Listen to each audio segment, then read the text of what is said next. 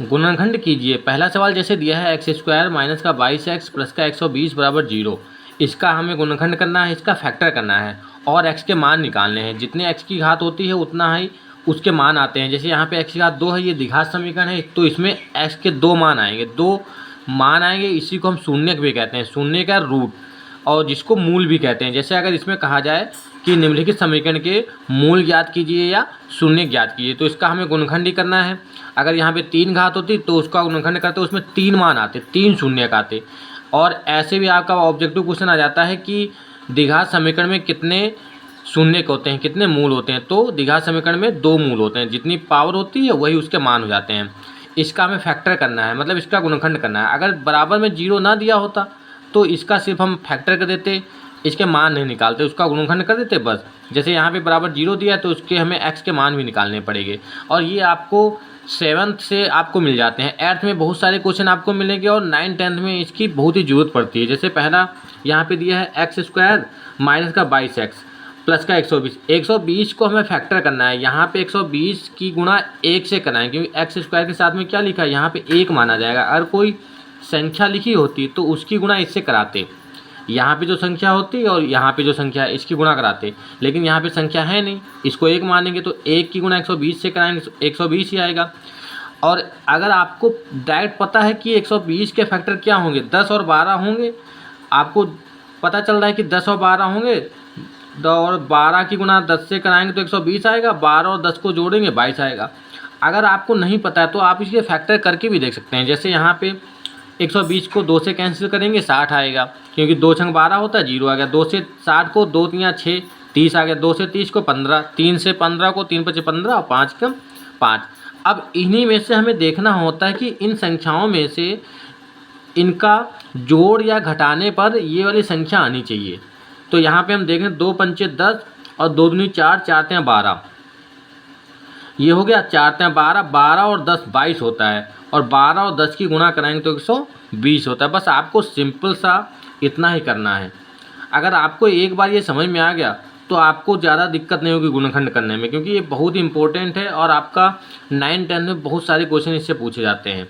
तो यहाँ पे हमने ब्रैकेट में लिख दिया एक्स स्क्वायर माइनस का 12x 12 प्लस 10 ब्रैकेट बंद x प्लस 120। आप इसको डायरेक्ट भी कर सकते थे कि माइनस का 12x, जैसे यहाँ पे मैंने ब्रैकेट को ओपन किया है, माइनस का 12x माइनस का 10x प्लस का 120 बराबर 0। अब इसमें आपको कॉमन लेना है, इन दोनों संख्याओं में क्या करना है, कॉमन लेना है। इन दोनों में आपको कॉमन क्या दिख रहा है, यहाँ पे भी x है, यहाँ पे भी x है, तो x कॉमन ले लिया। यहाँ पे 2x थे, एक x बचा, माइनस का 12 बचा, माइनस इन दोनों में यहाँ पे x तो है नहीं, यहाँ पे 10 है, यहाँ पे भी 120 है, ये कैंसिल हो रहा है, तो 10 कॉमन ले लिया 10, और यहाँ पे बचा x माइनस का 120 को 10 से भाग करेंगे 12 आएगा।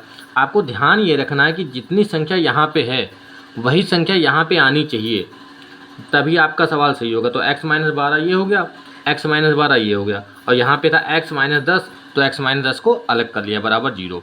अब दोनों को अलग अलग 0 के बराबर कर देंगे। x माइनस 12 बराबर 0 और x माइनस 10 बराबर 0, तो x बराबर आ गया 12, एक आंसर आपका ये आ गया, और x बराबर आ गया 10, एक आंसर आपका ये आ गया। तो x के आपके 2 मान आ गए 12, 10, तो यही आपका आंसर आ जाएगा।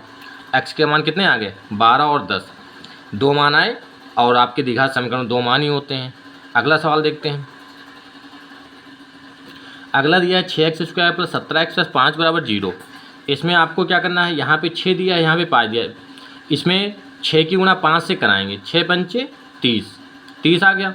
30 के आपको ऐसे फैक्टर करने की उसका जोड़ या घटाना 17 आना चाहिए। तो आपको पता है 15 गुना 30 होता है, 6 पंचे 30 तो होता है, लेकिन 6 पंचे 30 में यहाँ पे 11 तो लाना नहीं है, हमें 17 लाना है।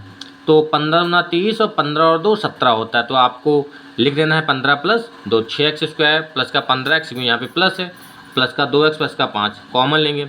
अब 6x और 15x में क्या कॉमन दिख रहा है, सिंपल सा आपको दिख रहा है कि x तो है ही दोनों में, ऐसी संख्या लेंगे जिससे दोनों संख्या कैंसिल हो जाए। 3x ले लेंगे, 3x कॉमन ले लिया, 3 दूना 6, 2x प्लस का 5 दिया 15, 5 प्लस का यहाँ पे कुछ कॉमन नहीं मिला है, 1 ले लिया, 2x प्लस 5, तो 2x प्लस 5 और यहाँ पे हो गया 3x ये वाला प्लस का 1 बराबर 0। दोनों को 0 के बराबर कर देंगे, 2x प्लस 5 बराबर 0, 3x प्लस 1 बराबर 0, तो 2x बराबर हो गया प्लस का 5 है, उधर जाएगा माइनस का 5, ये x बराबर माइनस का 5 बटे 2। ये हो जाएगा 3x बराबर माइनस का 1, x बराबर माइनस का 1/2। ये दोनों आपके आंसर आ जाएंगे। अगला सवाल दिया है इसी प्रकार से, ये माइनस वाला है। 6x² प्लस का 5x माइनस का 6 बराबर 0। 6 की गुणा 6 से कराएंगे तो 36 आएगा। 36 के फैक्टर क्या होंगे? 36 के फैक्टर होंगे 9 चौक 36, क्योंकि हमें 9 से 4 घटाने पर 5 लाना है, तो 5 आ जाएगा। 9 से 4 घटाएंगे 18 36 भी होता है, लेकिन हमें 5 लाना है, तो 9 से ऐसे फैक्टर लेंगे जिससे ये संख्या आ जाए। 9 से 4 घटाने पर 5 आता है, तो 9 माइनस 4 कर दिया। ब्रैकेट ओपन करेंगे तो 9x माइनस का 4x माइनस का 6 बराबर 0। कॉमन ले लेंगे इन दोनों में। कॉमन क्या मिल रहा है? 3x। 2x प्लस 3 माइनस का, यहाँ पे माइनस का लेंगे, माइनस का 2x, और ये माइनस बाहर ले चुके हैं तो यहाँ पे प्लस बचेगा। बस आपको यही ध्यान रखना है, ये जितनी संख्या आ रही उतनी यहाँ पे आ गई। दोनों को अलग अलग कर दिया, इसके बराबर 0 और इसके 3x माइनस 2 बराबर 0। 2x बराबर माइनस का 3, x बराबर माइनस का 3/2, और यहाँ पे 3x बराबर, ये भी उधर चला जाएगा, ये हो जाएगा प्लस का, x बराबर 2/3। ये दोनों आपके आंसर जाएंगे। इसी प्रकार से आपको 2 सवाल हैं, चौथा और पाँचवा। इनके आंसर आपको कमेंट बॉक्स में लिखने हैं और इनको सॉल्व करने हैं।